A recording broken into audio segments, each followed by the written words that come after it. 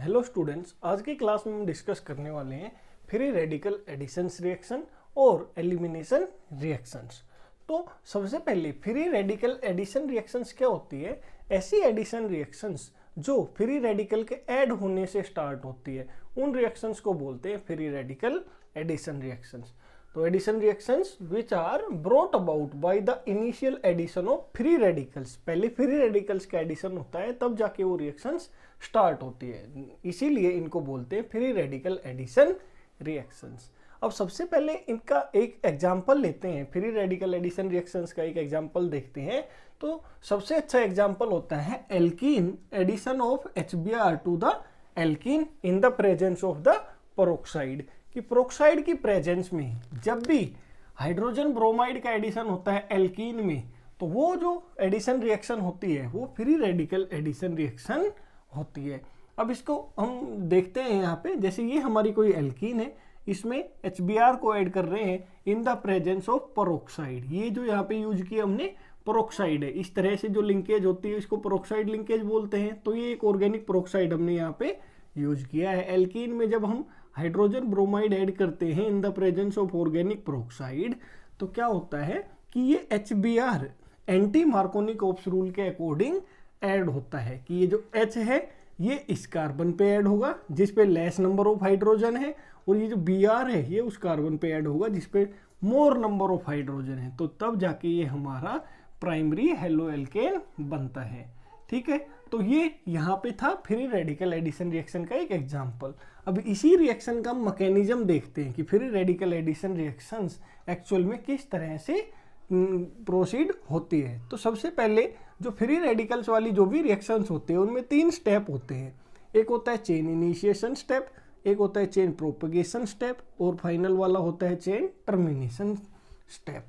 तो chain initiation step मतलब जहाँ नाम से ही, इसके नाम से ही पता चल रहा है कि चेन इनिशिएशन स्टेप में क्या होगा कि हमारी जो फ्री रेडिकल रिएक्शंस है यहाँ पे, उसमें फ्री रेडिकल्स की हमें ज़रूरत पड़ती है। तो चेन इनिशिएशन स्टेप में पहले रेडिकल्स जनरेट होते हैं, जैसे ये Br रेडिकल यहाँ पे जनरेट हुआ है। तो क्या होता है कि जो भी हमारा ऑर्गेनिक पेरोक्साइड होता है ये सबसे पहले वाले स्टेप में, चेन इनिशिएशन के स्टेप में, ये ब्रेक हो जाता है। ये जो ऑक्सीजन ऑक्सीजन बॉन्ड होता है पेरोक्साइड में काफ़ी वीक होता है और ये होमोलिटिकली क्लीव हो जाता है। एक इलेक्ट्रॉन इसका इसको मिलता है, दूसरे वाले इलेक्ट्रॉन इस ऑक्सीजन को मिलता है। तो जब ये होमोलिटिक क्लीवेज होता है इसका, तो 2 ये फ्री रेडिकल बनते हैं।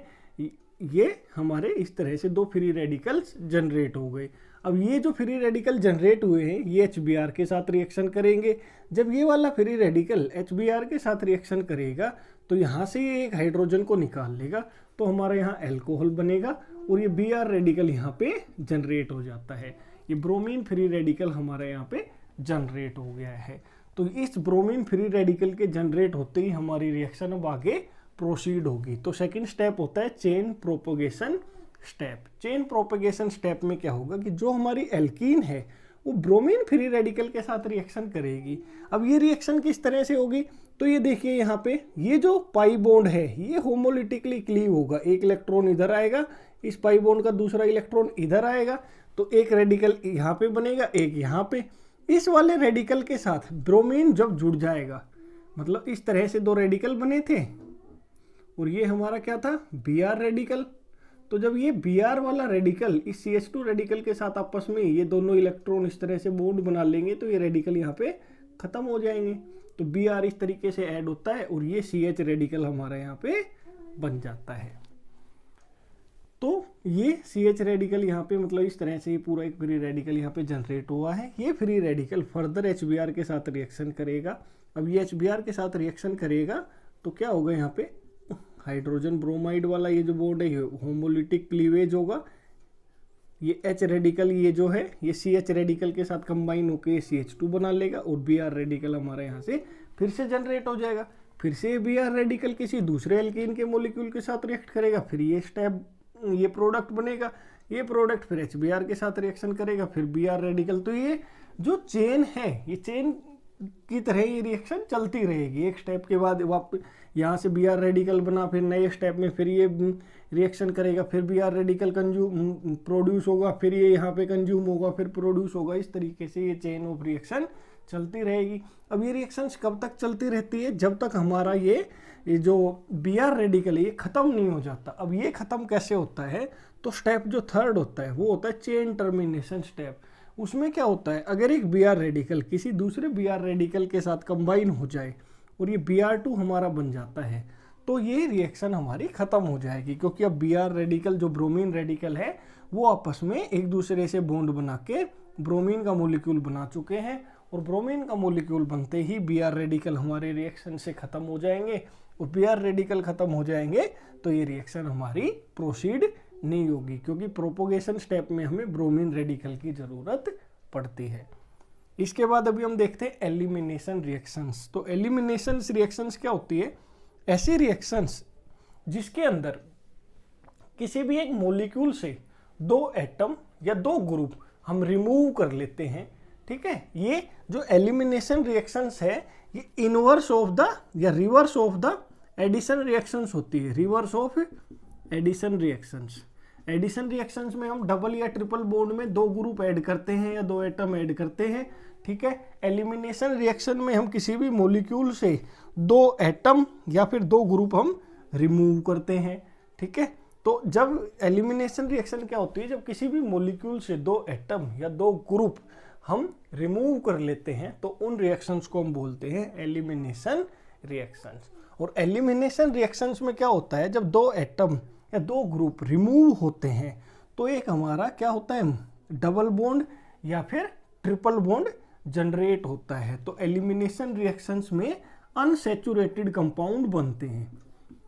अनसैचुरेटेड कंपाउंड बनते हैं कहाँ से? सैचुरेटेड कंपाउंड से अनसैचुरेटेड कंपाउंड बनते हैं एलिमिनेशन रिएक्शन में। और एडिशन रिएक्शन में उल्टा होता है, अनसैचुरेटेड कंपाउंड से सैचुरेटेड कंपाउंड बनते हैं। तो इस तरीके से हमने यहाँ पे एलिमिनेशन रिएक्शंस को समझा है। अब जो एलिमिनेशन रिएक्शंस होती है उनके हम टाइप्स देखते हैं। तो अब ये हमें देखना है कि एलिमिनेशन रिएक्शन के अंदर जो दो एटम या दो ग्रुप रिमूव हो रहे हैं उनकी पोजीशन, कि वो दो ग्रुप हमारे कहाँ से रिमूव हो रहे हैं या वो दो एटम हमारे कहाँ से रिमूव हो रहे हैं, उनकी पोजीशन क्या है। So depending upon the relative position of the atoms to be removed, elimination reactions को हमने तीन कैटेगरीज में डिवाइड किया है, अल्फा एलिमिनेशन, बीटा एलिमिनेशन या गामा एलिमिनेशन। तो तीन तरह के ये एलिमिनेशन रिएक्शंस होती है।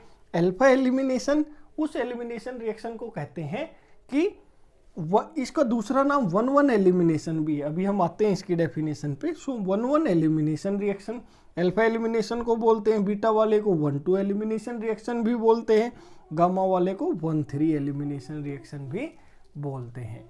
तो अभी हम स्टार्ट कर रहे हैं कि अल्फा एलिमिनेशन, अब 1 by 1 हम अभी तीनों एलिमिनेशन रिएक्शंस को स्टडी करेंगे। तो सबसे पहले अल्फा एलिमिनेशन रिएक्शंस क्या होती है? ऐसी एलिमिनेशन रिएक्शंस जिसमें जो दो एटम या दो ग्रुप हमें रिमूव करने हैं, अगर वो सेम एटम में से ही हम रिमूव करते हैं तो उन एलिमिनेशन रिएक्शंस को हम बोलते हैं अल्फा एलिमिनेशन रिएक्शंस। कि जो भी हमारे ग्रुप्स हैं they are removed from the same carbon atom, ठीक है।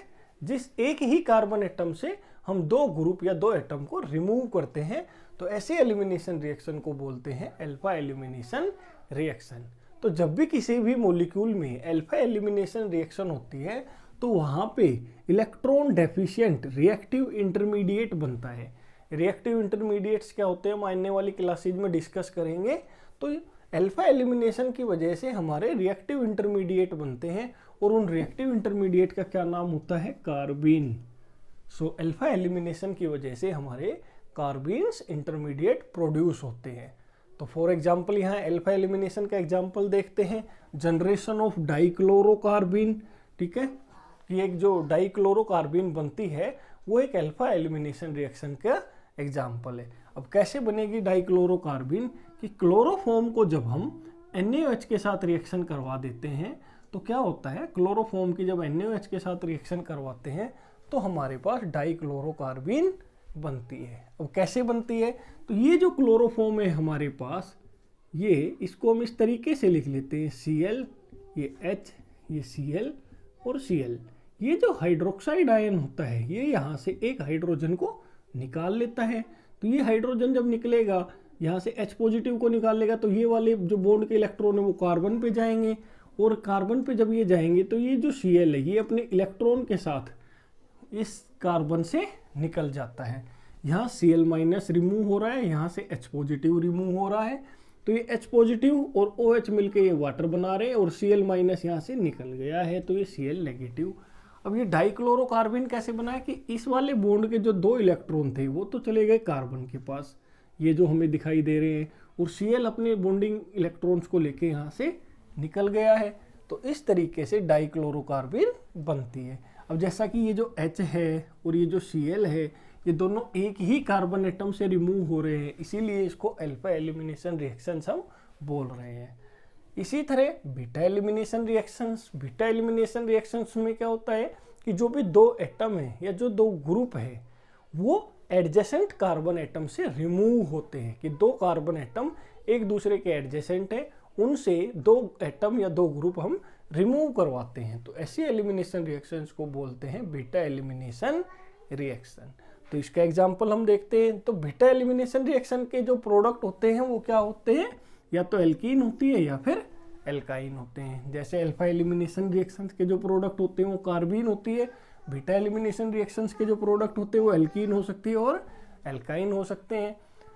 तो एग्जाम्पल की बात करें बीटा एलिमिनेशन रिएक्शंस के क्या एग्जाम्पल होते हैं, तो सबसे पहले जो डिहाइड्रेशन रिएक्शन होती है अल्कोहल्स की इन द एसिडिक मीडियम, वो एग्जाम्पल होते हैं बीटा एलिमिनेशन रिएक्शंस के, कि जब हम अल्कोहल्स की डिहाइड्रेशन करवाते हैं इन the presence of the acidic medium, so that reaction is the example of beta elimination reactions. तो जैसे फॉर एग्जाम्पल ये हमारा अल्कोहल है, ये यहाँ पे एसिड है, तो अल्कोहल की रिएक्शन जब हम एसिड के साथ करवाते हैं तो ये हाइड्रोजन यहाँ से, OH यहाँ से, तो ये वाटर निकलता है ओवरऑल, और जिस रिएक्शन में वाटर निकलता है वो डिहाइड्रेशन रिएक्शन बोलते हैं उस रिएक्शन को। तो H यहाँ से निकला, OH यहाँ से, तो इसीलिए इन दोनों के बीच में डबल बॉन्ड आ गया, ये यहाँ से वाटर प्रोड्यूस हुआ इस रिएक्शन में। तो ये रिएक्शन किसका एग्जाम्पल है, बीटा एलिमिनेशन रिएक्शन का। इसके बाद अभी हम देखते हैं gamma elimination reactions. Gamma elimination reaction में क्या होगा कि जो भी 2 एटम या 2 ग्रुप जो हमारे रिमूव होने हैं किसी एक एलिमिनेशन रिएक्शन में, वो एक उनके बीच में जो डिफरेंस होगा, मतलब एक तो पहले कार्बन से निकलेगा और एक थर्ड कार्बन से, कि जो गामा एलिमिनेशन रिएक्शंस होती है उनमें जो एटम्स 2 एटम्स या 2 ग्रुप हम रिमूव करते हैं वो उनके बीच में एक कार्बन का डिफरेंस रहता है। एक कार्बन नंबर 1 से अगर निकल रहा है तो दूसरा कार्बन नंबर 3 से निकलेगा। तो in these reactions loss of atoms और groups occurs from the first and third carbon atom, कि जो 2 एटम या 2 ग्रुप निकलने हैं वो फर्स्ट और थर्ड कार्बन एटम से निकलते हैं, इसीलिए इनको 1/3 एलिमिनेशन रिएक्शंस भी बोलते हैं।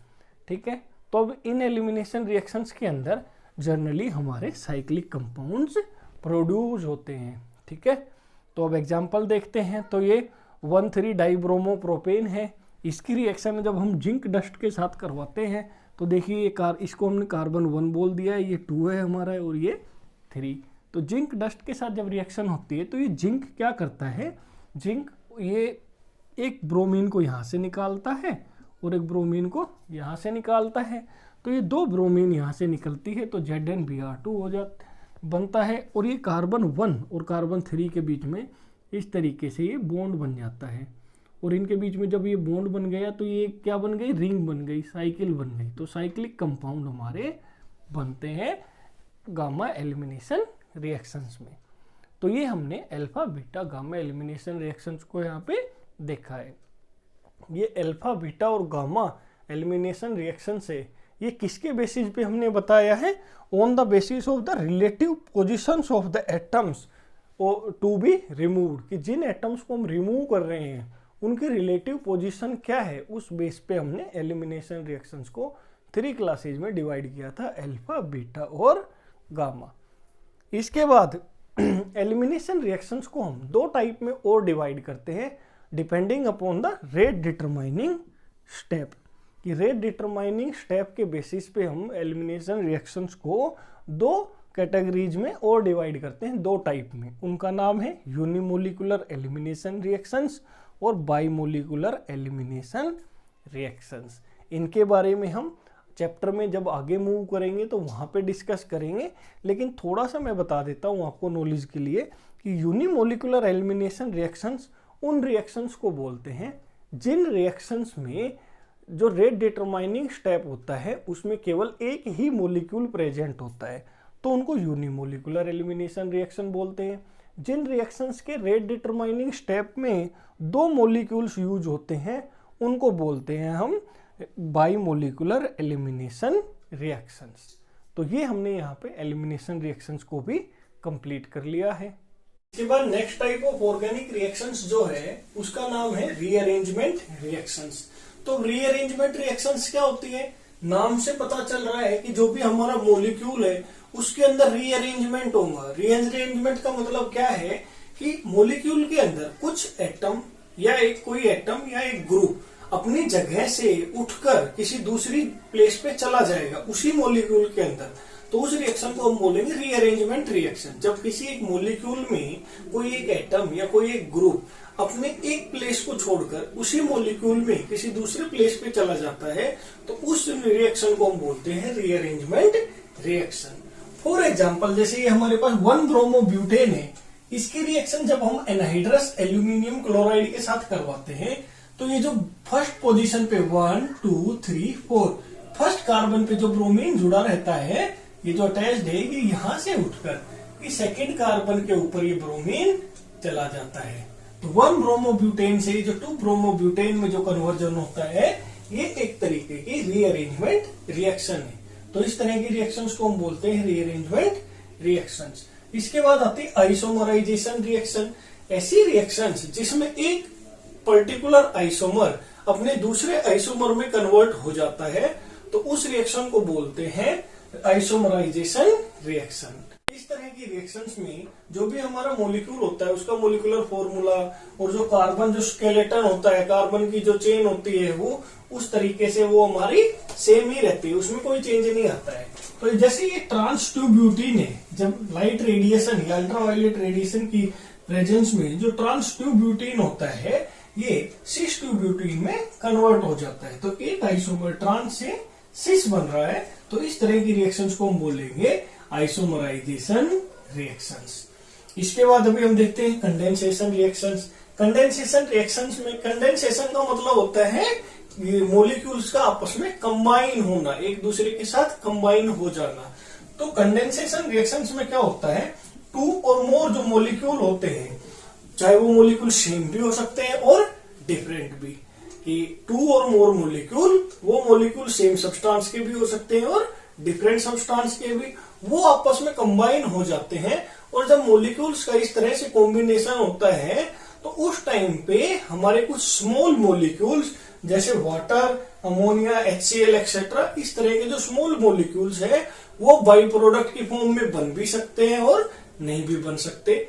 और तो इस तरह की जो रिएक्शंस होती है उनको बोलते हैं कंडेंसेशन रिएक्शन, जिसमें 2 और मोर मॉलिक्यूल्स वो सेम सब्सटेंस के हों या डिफरेंट सब्सटेंस के आपस में कंबाइन होते हैं और इनके कॉम्बिनेशन के टाइम पे स्मॉल मॉलिक्यूल्स हमारे रिलीज हो भी सकते हैं और नहीं भी हो सकते हैं। तो इस तरह की रिएक्शंस होती है कंडेंसेशन रिएक्शन। कंडेंसेशन रिएक्शंस का एक सबसे अच्छा एग्जांपल है एल्डोल कंडेंसेशन। एल्डोल कंडेंसेशन में क्या होता है कि दो हमारे एल्डिहाइड के मॉलिक्यूल, जैसा कि हमने यहाँ पे एसिटाल्डिहाइड लिया हुआ है, तो ये क्या होगा, इसको कार्बन को हमने नंबरिंग कर दी 1 और 2, ये भी हमारा 1 और ये 2, तो ये दो एसिटाल्डिहाइड के मॉलिक्यूल है। इसकी रिएक्शन जब डाइल्यूट NaOH के साथ करवाते हैं तो ये जो कार्बन 2 है, सेकंड वाले एसिटाल्डिहाइड का मॉलिक्यूल, ये पहले वाले के कार्बन 1 से ऐड हो जाता है और ये जो हाइड्रोजन है ये कार्बन तो इस कार्बन से ऐड हुआ है और ये हाइड्रोजन ऑक्सीजन पे शिफ्ट हो जाता है। इस तरह से ये दोनों मॉलिक्यूल एक दूसरे से जुड़ जाते हैं, ये कंबाइन हो जाते हैं। इस रिएक्शन के बारे में हम हमारी जो भी हायर क्लासेज है उसमें स्टडी करेंगे। तो अभी के लिए सिर्फ हम ये देख रहे हैं कि कंडेंसेशन रिएक्शंस में दो सेम मॉलिक्यूल या दो डिफरेंट मॉलिक्यूल आपस में एक दूसरे से कंबाइन हो जाते हैं। तो इस तरह से ये कंबाइन हो गए हैं। तो एसिड एल्डिहाइड से ये बन गया है 3 हाइड्रोक्सी 1 2 3 4 3 हाइड्रोक्सी ब्यूटेनल, या फिर इसी को हम बोलते हैं एल्डोल। एल्डोल क्यों बोलते हैं? क्योंकि इसमें एल्डिहाइड वाला मॉलिक्यूल भी है और ये एल्कोहल है, तो एल्कोहल का OL और एल्डिहाइड का ALD, तो एल्डोल इसलिए ये बोला जाता है 3 हाइड्रोक्सी कंपाउंड एल्डिहाइड्स को। तो ये हमारी कंडेंसेशन रिएक्शंस है। इसके बाद अभी हम देखते हैं मोलिकुलर रिएक्शंस। मोलिकुलर रिएक्शंस में क्या होता है कि जो भी हमारे रिएक्टेंट्स होते हैं उनके अंदर कोवलेंट बॉन्ड्स के अंदर रीऑर्गेनाइजेशन होता है। कि जो भी हमारे पहले कोवलेंट बॉन्ड होते हैं वो अपने इनिशियल पोजीशन से ब्रेक हो जाते हैं और नए पोजीशंस पे वो फॉर्म होते हैं। तो जो भी हमारे रिएक्टेंट होते हैं उनके अंदर कोवलेंट बॉन्ड्स की रीऑर्गेनाइजेशन होती है, और जो रिएक्टेंट होते हैं हमारे वो सेम अब ये जो कोवलेंट बॉन्ड की रीऑर्गेनाइजेशन हो रही है ये सेम मोलिक्यूल में भी हो सकती है, उसी मोलिक्यूल के अंदर, या जो दो डिफरेंट हमारे रिएक्टेंट के मोलिक्यूल है उनके अंदर कोवलेंट बॉन्ड्स की रीऑर्गेनाइजेशन हो सकती है। और जब ये कोवलेंट बॉन्ड्स की रीऑर्गेनाइजेशन होती है मोलिक्यूल्स के बीच में, तब जाके हमारा प्रोडक्ट बनता है। और प्रोडक्ट बनने से पहले हमारा रिएक्टेंट और प्रोडक्ट के बीच में एक ट्रांजिशन स्टेट बनती है। तो इस तरह के रिएक्शंस को हम बोलते हैं मोलिकुलर रिएक्शंस। मोलिकुलर रिएक्शंस का दूसरा नाम होता है पेरिसाइक्लिक रिएक्शंस। इनको पेरिसाइक्लिक रिएक्शंस भी कहा जाता है। मोलिकुलर रिएक्शंस की खास बात यह होती है कि इन रिएक्शंस में कोई भी कैटलिस्ट काम नहीं करता है, कोई भी कैटलिस्ट का यूज नहीं होता है। और इस तरह के जो रिएक्शंस होते हैं उनमें कभी भी कोई इंटरमीडिएट नहीं बनता है, सिर्फ ट्रांजिशन स्टेट बनती है। तो मोलिकुलर रिएक्शंस के हम एग्जांपल देखें तो एग्जांपल होते हैं इलेक्ट्रोसाइक्लिक रिएक्शंस। इनके बारे में भी हम हायर क्लासेस में पढ़ेंगे।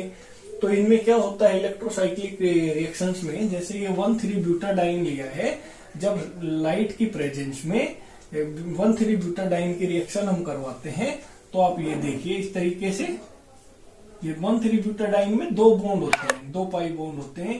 एक पाई बॉन्ड इधर शिफ्ट हुआ है 1 2 3 और 4, ये वाला जो पाई बॉन्ड है 1 और 2 के बीच में, ये शिफ्ट होके किस में चला गया 2 और 3 के बीच में। और 3 और 4 के बीच में जो पाई बॉन्ड है वो इस तरीके से कार्बन 1 और कार्बन 4 के बीच में चला जाता है। ये कार्बन 1 2 3 और ये 4, ये इस तरीके से ट्रांजिशन स्टेट बनती है। और जो फाइनल हम देखेंगे उसमें क्या होगा 1 2 3 और 4, कि आप ये देखोगे जो 1 और 2 के बीच में जो पाई बॉन्ड था वो शिफ्ट हो गया 2 और 3 के बीच में, और 3 और 4 के बीच में जो पाई बॉन्ड था वो इधर आके 1 और 4 के बीच में उसने ये इस तरह से कोवलेंट बॉन्ड बना लिया है। तो ये है इलेक्ट्रोसाइक्लिक रिएक्शंस। ये भी एग्जांपल किसके हैं मोलिकुलर रिएक्शंस के। नेक्स्ट एग्जांपल हम देखें तो साइक्लोएडिशन रिएक्शंस। साइक्लोएडिशन रिएक्शंस भी किसके एग्जांपल है मोलिकुलर रिएक्शंस के। इसमें क्या होता है जैसे 1,3-ब्यूटाडाइन है और ये हमारी इथीन है, तो क्या होगा वो इथीन का एक पाई बॉन्ड इस तरफ आता है, ये 1 2 3 4, इसको हम चलो 5 कार्बन का नाम दे देते हैं, और ये 6, या फिर इसको भी हम क्या बोल देते हैं जैसे चलो ये 5 है और ये 6 है। तो रिएक्टेंट के अंदर टोटल कितने कार्बन है 6 कार्बन, 4 तो ब्यूटाडाइन के और 2 हमारे इथीन के हैं, तो 5 और 6। तो ये 5 और 6 के बीच में जो इथीन के अंदर जो पाई बॉन्ड था वो इधर शिफ्ट होता है कार्बन 1 की तरफ, और 1 और 2 के बीच में जो पाई बॉन्ड था वो 2 और 3 के बीच में शिफ्ट हो जाता है।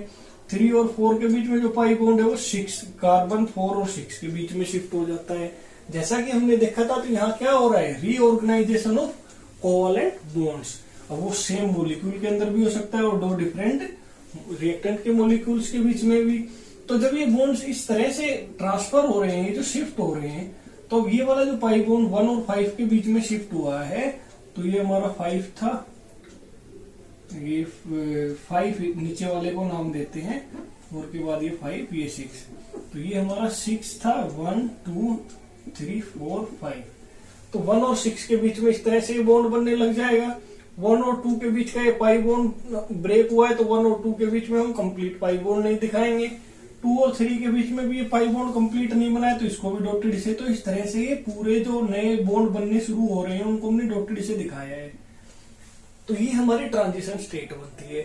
जब फाइनली सारे बॉन्ड बन चुके होंगे उस टाइम पे क्या होगा, ये 5 और 6 के बीच में जो 5 और 6 कार्बन के बीच में जो पाई बॉन्ड था वो कंप्लीटली शिफ्ट होकर 1 और 6 के बीच में सिग्मा बॉन्ड बन चुका है। और 2 और 3 के बीच में ये जो बॉन्ड ट्रांसफर हुआ था यहाँ से ये पाई बॉन्ड बन चुका है। 3 और 4 के बीच में ये जो पाई बॉन्ड था ये उठ के किधर चला गया, 4 और 5 के बीच में, तो ये 4 और 5 के बीच में। तो इस तरीके से हमारे यहाँ पे साइक्लोहेक्सीन बनती है। तो ये हमने देखा है मॉलिक्यूलर रिएक्शंस को। तो इस तरह से हमने टाइप ऑफ जो ऑर्गेनिक रिएक्शंस हमने स्टार्ट की थी वो यहाँ पे खत्म होती है। जो 7 टाइप्स हमने ऑर्गेनिक रिएक्शंस की जो देखी थी उनको 1 बाय 1 हमने यहाँ पे डिस्कस किया।